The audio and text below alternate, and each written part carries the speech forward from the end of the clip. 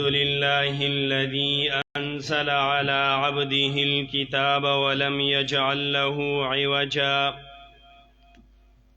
قيما لينذر بأسا شديدا من لدنه ويبشر المؤمنين والصلاة والسلام على سيد الأنبياء والمرسلين وعلى آله وأصحابه الذين جاهدوا لإقامة الدين. أما بعد، فأعوذ بالله من الشيطان الرجيم. بسم الله الرحمن الرحيم. يا أيها الذين آمنوا اتقوا الله وقولوا قولا سديدا يصلح لكم أعمالكم ويغفر لكم ذنوبكم ومن يطع الله ورسوله فقد فاز فوزا عظيما. وقال النبي المعلم المجاهد رسول الله صلى الله عليه وسلم: كل أمتي يدخلون الجنة إلا من أبى. قالوا: ومن أبى يا رسول الله؟ قال: من أطاعني دخل الجنة ومن عصاني فقد أبى. نگبراؤ مسلمانوں، خدا کی شان باقی ہے.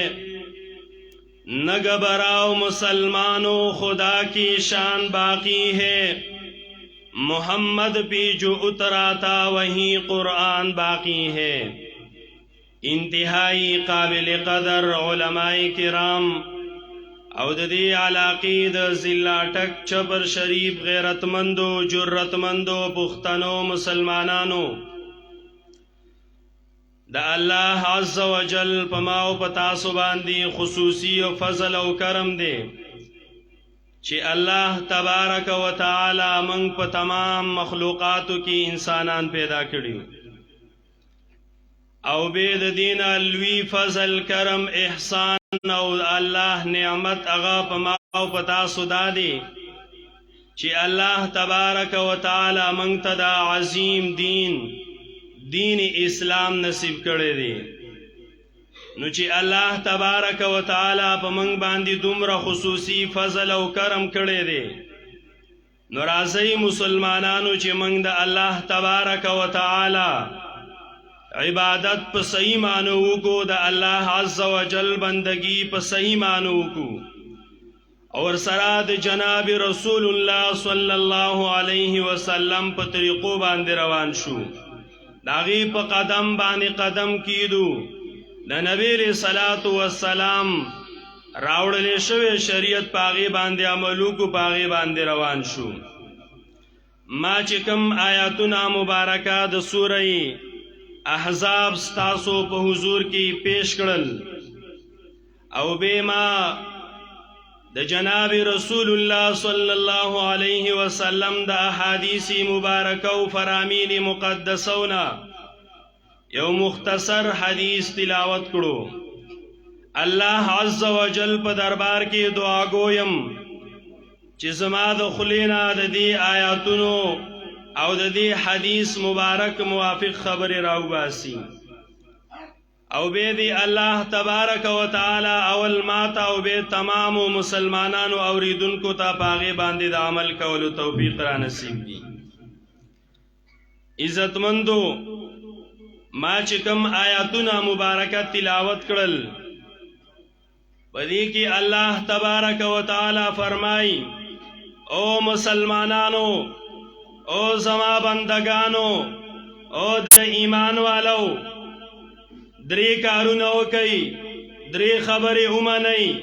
زما پا دری خبرو باندے عملو کڑی، زبتا سلبے دری نعمتون درکم، دری خوشحالین بدرکم. لکہ استاسو کو خیلوی کلچی سکولوی یا مدرسوی پا سکول کی پرنسپلوی اغا سٹوڈنٹانو تا اعلانو کی طلباؤ دا پرچہ دا 3 سوالات دی کو چا دا 3 سوالات صحیح حل کړل صحیح جوابات راکړل نو هغه ته به موږ د سکول له طرف نه انعام ورکو یا مدرسه کې اعلان وکړی شي طلباو پرچه دا 3 تپوسونه به کیږي د 3 کارونو باره کې به تپوس کیږي 3 سوالات دي کم طالب العلم چې صحیح جوابونه راکړل 3 سوالات چې څنګه شوي هغه صحیح جوابات راکړل نو هغه ته به موږ انعام ورکو خو به د سکول انعام هغه یا کپ وي یا بیټ وي یا بل څه شي وقتی ته ور انعام وي مدرسه کې ورله کتاب ورکی یا تسبیح ورکی یا مسواک پیسې وغیرہ خو الله تبارک وتعالی هغه فرمایي کو تاسو زما 3 خبرې ومنلې زما په 3 احکاماتو عمل وکړو نو زه به تاسو له 3 لوی بهترین لازوال او بی مثال نعمتونه درکم او مسلمانانو دا 3 څه خبرې دي دا 3 څه احکامات دي دا الله تبارک وتعالی راځي چې مونږ واورو پاغه باندې به عمل وکړو د وس نه د عزم او اراده وکړو نو الله تبارک وتعالی به بیال تمنګ لدري انعامات راکړي الله عز وجل فرمای یا ایها الذین آمنوا اتقوا الله مؤمنانو واوري 3 خبرو کې اولنۍ خبره غدار چې اتقوا الله تقوا اختیار کړئ الله نه ویریږئ پرهیزګاری اختیار کړئ اوس په تقوا څه ته ویلی شي تقوا څه ته وایي عام طور خو تقوا موږ دا معنی کوو چې یاره د چا غټ پټکې والی یا چا اوږدې لمنې کلي چې په لاره روانې روډ په ځان پسې صفا کوي یا 500 تسبیح په لاس کې نیولي موږ دې ته تقوا او پرهیزګار او د جمعات په ګوټ کې کینو چې تسبیح له ټقا ورکوم نا مسلمانانو واوري تقوا څه ته وایي زمونږ استادانو به معنی کوله وایي د تقوا 3 درجې دي اولنۍ درجه د تقوا دا ده چې د کفر او د شرک نه ځان ساتل کم مسلمان کم انسان هغه چې د کفر او د شرک او د بدعاتو نه ځان نه ساتي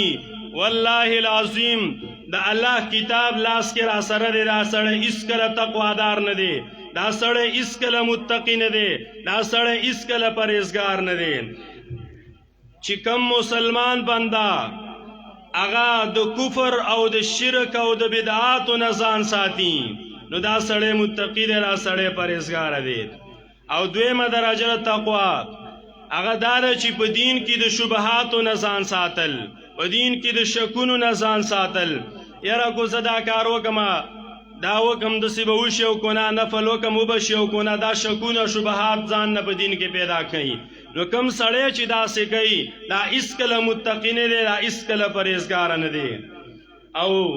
3 نمبر د تقوا درجه هغه دا ده چې د فرایضو د واجباتو او د سنتو پابندي کول کم منځونه فرض دي 15 د ورځې او دغه شان ورسره ویتر دی یا نور څومره فرایض دي لکه روزه شو را روانه ده دغه شان حج شو یا دغه شان زکات شو دا څومره فرایض چې دي د دې پابندي کول لا په خپل وخت باندې ادا کول او دغه شان د واجباتو پابندي کول هغه چې څومره دي دغه شان د سنتو پابندي کول د دې ټولو پابندي کول دا 3 درجې چې کله راشي چې سړی د کفر او د شرک نه ځان ساتي د بدعاتو نه ځان ساتي په دین کې د شبهاتو او شکونو نه ځان ساتي او ورسره د فرایض او د واجبات او د سنتو پابندي کوي نو مسلمانانو دا سړی متقی دی دا سړی پرهیزګار دی دا سړی تقوادار دی اگر کو د سره غټي تسبیح نه اگر کو د غټ پټکې نه اگر کو لمنی دومره وګدی نه چې روډ ځان پسې سبا کوي خدا ګوري متقی دی او پرهیزګار دی خدا 3 صفات پکې نه نو دا سړی هیڅکله متقی او پرهیزګار نشي جوړېدلی نو الله تبارک وتعالی اولنې حکم اولنې امر اولنې خبر هغه دا ذکر کوي چې اتقوا الله مسلمانانو تقوا اختیار کوي د الله نه ویریږي پرهیزګاری اختیار کوي او داسې متقی 15 صفاتونه الله په اولنې سوره بقره اولنې مخکم ذکر کوي کله الله فرمایي دا کتاب د خیر او د برکت نه ډک کتاب دی دا عظیم الشان کتاب ما نازل کله په دې کې هیڅ شک نشته دی دا کتاب د متقین او پرهیزګارانو د پاره هدایت دی. به وی سوق دي متقین، دلته الله د خپل ذکر کوي. سوق دي متقین، سوق دي پرهیزګارا. څنګه خلق وای الله نشانه وخایا، پنځه نشانه خای. الذين يؤمنون بالغیب، پرهیزګاران متقین تقوادار هغه خلق دي چې هغه په غیب باندې یقین ساتي، ایمان پی لري. جنت جهنم موږ نه دی لیدلی، رسول الله صلی الله علیه وسلم موږ نه دی لیدلی، ملائک موږ نه دی لیدلی، پولیس صراط موږ نه دی لیدلی، میدان حشر موږ نه دی لیدلی. لیکن ستاسو د ټولو دا یقین او ایمان دی چې دا شته او دا حق دی، زموږ دا ایمان دی. دا اولنې صفت دی د متقین. دویم ويقيمون الصلاة، د منځ پابندي به کوي، منځ قائموي. او دریم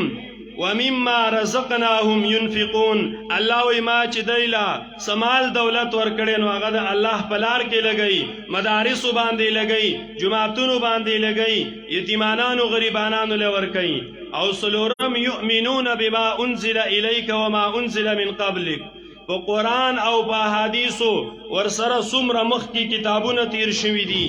نو په هغې باندې تورات، زبور، انجیل په دې ټولو باندې دغه ایمان وي. او به پنځم صفت دا دی چې وبالآخرة هم یوقنون، په د آخرت په ورځ باندې دی ایمان او یقین لري. دا پنځه صفتونه چې په چا کې راشي دا متقی او پرهیزګار دی. دلته الله دله انعام ورکوي، اولئک علی هدی من ربهم واولئک هم المفلحون. دا 5 صفتونو والا کسان الله عز وجل فرمای دا په دنیا کې په هدایت دي. او د دې ذل اٹک مشهور او معروف عالم دین الله دې په قبر رحمتونه ولېږي، شیخ غلام حبیب هزاروی نور الله مرقده، هغه به معنا کوله علی هدی من ربهم. دا 5 صفتونو والا کسان شهسواران هدایت دي، گویا کې هدایت د دې سورلی د دې د هدایت د پاس سوار دي. او آخرت کې واولئک هم المفلحون، دا 5 صفتونو والا کسان دای کامیابی مندون کی دي. او فلاح علما ذکر کوي هغه کامیابی ته وایي چې انسان نیغ په نیغه جنت ته لاړ شي، د څه ګناهونو په وجه باندې هغه ته څه عذاب میلاو نشي. نو عزیزانو دیتا متقی او دیتا تقوادار وای الله وای چې تقوا اختیار کړي. دویم حکم الله وای وقولو قولا سدیدا. او مسلمانانو، او مولی صاحب، او قاری صاحب، او حاجی صاحب، او تبلیغی صاحب، واورئ ګورئ کله چې بیان کوئ، کله چې تقریر کوئ نو ګورئ د قرآن او د سنت موافق خبرې وکوئ. وقولو قولا سدیدا، حق او سچ او نیغه خبره وکوئ، د قرآن او د سنت موافق خبره کوي. منګړت روایات، منګړت قصې، منګړت خبرې دا قصې به نه کوي. بعضی خلک دا قصې کوي، هغه په بیانونو کې منګړت قصې یو څه بل څه ځان نه را جمع کوي او هغه بیانوي. نو مختصر دا دویم حکم د الله دا دی چې وقولو قولا سدیدا، همیشه د پاره چې خبرې کوي د قرآن او د سنت موافق خبرې وکوي. او دریم من یطیع الله ورسوله، په هر حالت کې د الله او د الله د رسول صلی الله علیه وسلم تابعداري کول. کو تابانه غم رااله او کو خوشحالی رااله نو د الله او د الله د رسول تابعداري وکړي. نن په دې ځای کې خوشحالی د ډبله خوشحالی زمون محترم رور حضرت مولانا عبدالرحمن صاحب کم چې د حضرت مولانا قاری امان الله صاحب فرزند ارجمند اغیل الله خوشحالی ورکلی، الله عالم دین کو ورسره داغه سبا واده دي. نو اغی د قرآن او د سنت موافق اجتماع منعقد کړی دا، غانی بجانی پکې نشتا، دمانی ندی راوختنی. تاسو له دعوت دی د پاره درکړي چې راشه علما برازي، قرآن او سنت به بیانېږي. نو دغه شان اختیار وای، دغه شان لار اختیار وای. ہمیشہ دا پارا کو غم وی، کو خادی وی، کو پکور کی، کو پا سفر کی، کو بہاری، کو پا عرضے کی، کو املاسے کو ولاڑی. نو دا اللہ و دا اللہ دا رسول صلی اللہ علیہ وسلم تابعدارین. وما چکم حدیث لستلیو اغیکم جناب رسول اللہ صلی اللہ علیہ وسلم فرمائیں کل امتی یدخلون الجنت الا من ابا. نبی علیہ السلام فرمائی زما تمام امت با جنت تا داخلی گی سوا دا اغا چانا چا اغا دا جنت دتلونا انکارو کی. صحابوی دا اللہ حبیبہ دا سی بمسوکوی چا اغا با دا جنت دتلونا انکار کئی. نبی علیہ السلام تا فرمائی آو داسې خلک شته دی وایي کوم دی وښایه من اطاعنی دخل الجنة ومن عصانی فقد ابا چا چې زما تابعداري وکړه دی به جنت ته ځي او څوک چې هغه زما تابعداري نه کوي نافرمانی کوي نو د مطلب دا چې زه جنت ته نه ځم نو عزیزانو دا درې خبرې چې کله تاسو ومنئ په دې باندې عمل وکئ نو الله عز وجل فرمایي چې درې نعمتونه به الله درکم لنډ لنډې واورئ یصلح لکم اعمالکم یو نعمت هغه به تاسو ته دا میلاویږي چې ستاسو تمام عملونه به الله درست او برابر کړي او دویم نعمت ویغفر لکم ذنوبکم تاسو چې د شپې او د ورځې راپاسئ الله ته جاړئ راشئ دا درې خبرې د الله ومنئ الله پاک به ستاسو ټول ګناهونه معاف کړي او دریم د دې نه غټ او عظیم نعمت چې په هغې پسې موږ پیسې لګوو په هغې پسې ټول عمر موږ مال او دولت هغه ختم کو چې ما ترې څوک زنده‌باد وای زما نوم دې اوچت شي الله وای راشه مسلمانه په دې درې خبرو عمل وکړه فقد فاز فوزا عظیما ته زنده‌بادي ته کامیابی ته همیشه دپاره کامیابی هذا واخر دعوانا ان الحمد لله رب العالمین